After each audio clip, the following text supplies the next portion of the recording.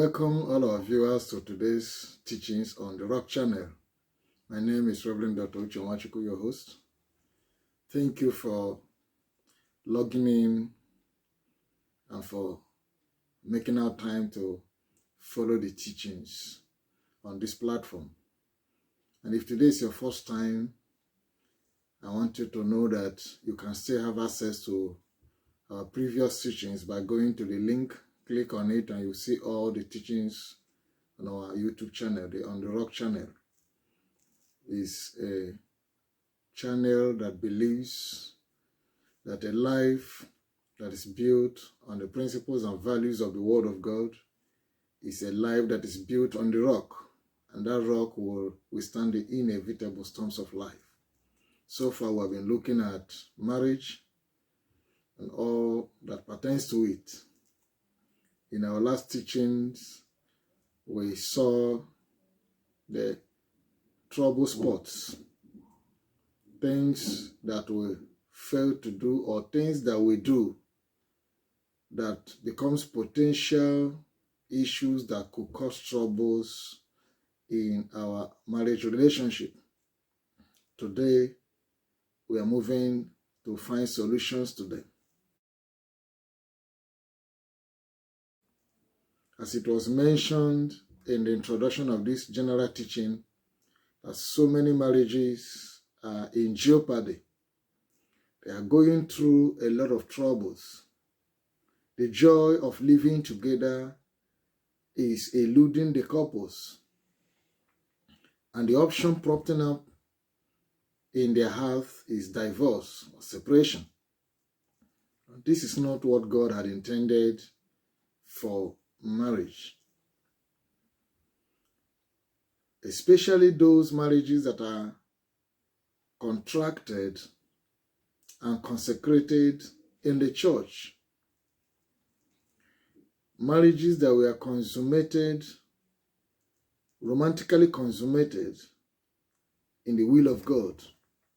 God's intention is not for them to break up, it's not for them to live in jeopardy, in pains.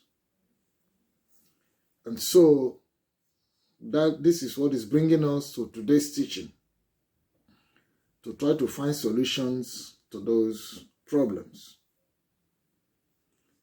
Every problem that is identified should have a solution.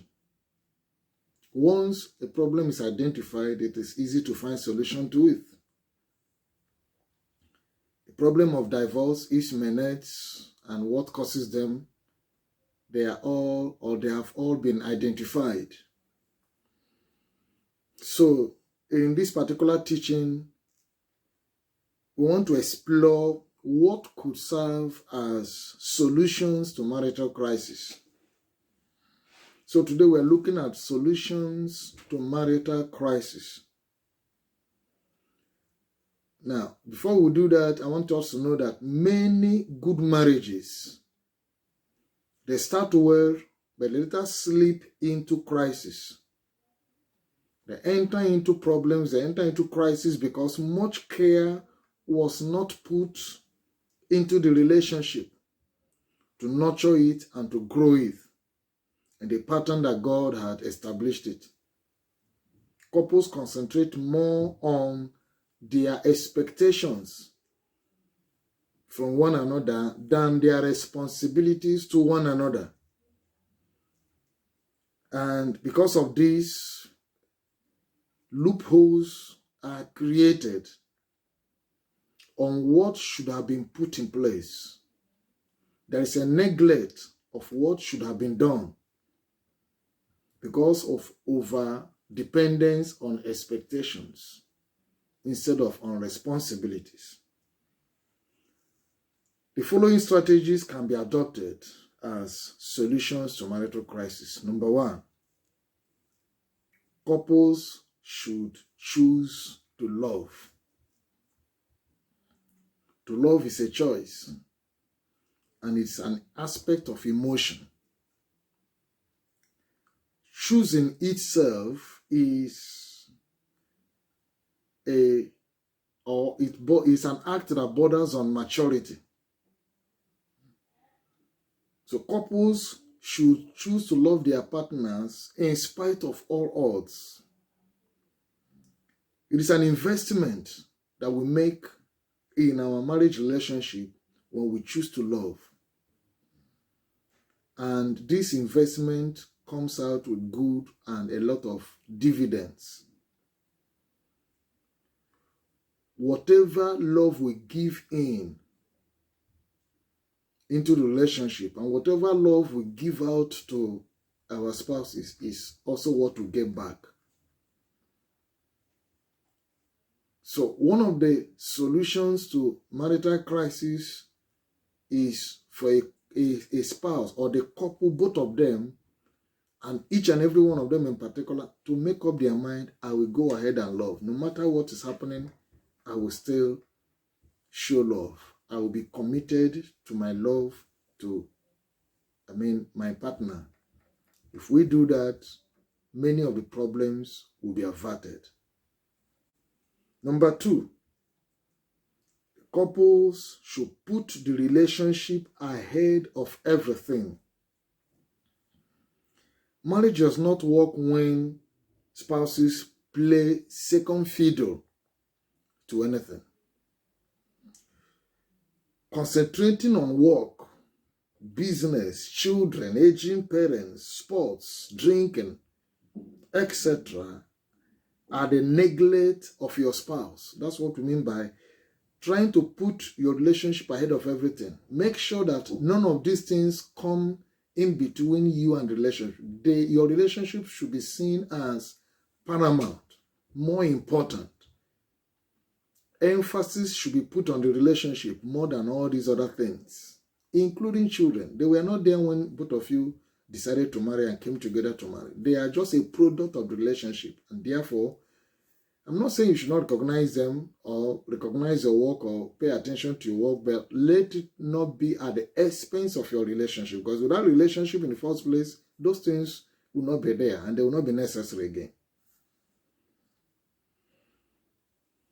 So marriage relationship should be accorded more priority than any of these things and much more that was not mentioned. Number 3, consider your spouse's happiness more than yours.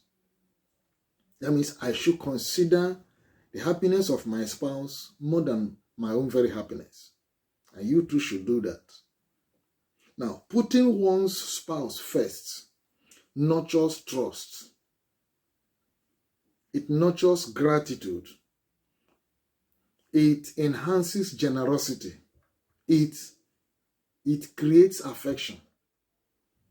It makes your spouse to feel being loved, being cared for. And it prompts you to become generous, to be ready to give, to be ready to do things in order to also make the other person happy. So this is the shortest route to physical intimacy. We'll come to this in the long run. Investment in the happiness of your partner suits the temper of the relationship. When I begin to invest in the happiness of my spouse, that is to say, to do everything possible to make my wife happy, and she too does everything to make me happy, the temper, the atmosphere will be soft. There will be no too much bickering and bitterness and, harsh words and, unpleasant reactions. The atmosphere will become soft, will become palatable, will become sweet. So each spouse should consider the happiness of his or her partner very, very important. Number 4, do not take one another for granted. Now, couples should pay good attention to what I call little things of the relationship. There are those little things. For example, your wife serves you a cup of tea. Remember to say thank you. Don't just take it for granted that it is her duty to bring me a cup of tea. Your husband goes to throw out the trash, to take away the dustbin outside. Find time to tell him thank you. Don't look at it that it is his duty to do that. That's what I call little things. Many a time we feel these things doesn't matter. It matters a lot, because by the time you say that thank you, it makes that person feel appreciated and he will be willing to do more. Very, very important. Don't just only talk when she didn't bring the tea or she didn't serve the meal. And when she serves the meal, appreciate her. React to it positively. Let her know that, honey, thank you very much. God bless you. As you do that, you are not, she'll feel valued. She'll feel recognized in her efforts. She will not be taken for granted. I mean, she will not feel neglected. So that's what we mean by don't take one another for granted. Don't just feel that what he or she is doing is not all that important. It doesn't require any, words of appreciation. As we do this, you will see a very happy atmosphere over the relationship. Number 5, look beyond mistakes. Couples should look beyond their mistakes. Every human being is prone to making mistakes. As a matter of fact, mistakes are unavoidable. No one is perfect. It should be noted that mistakes are not intentional. Nobody intentionally plans to make a mistake. That is why it is called a mistake. So couples should learn to remove their eyes from the mistakes of their partners. When there is an obvious mistake, there should be a shift from it. Don't emphasize on it. Don't dwell on it. Don't capitalize on it to begin to haunt your spouse or your partner. Let's learn to remove our eyes from mistakes and focus more on the good deeds. Let's look beyond the mistakes of one another and learn to live together based on the good deeds that each of us are doing. That will help our relationship. That will help us to overcome those trouble spots. There are many more to these points which we'll learn next teaching or in the next edition. We'll continue from there in the next edition. The little ones who have outlined today, pay good attention to them. Make up your mind to try your best to avoid troubles in your relationship.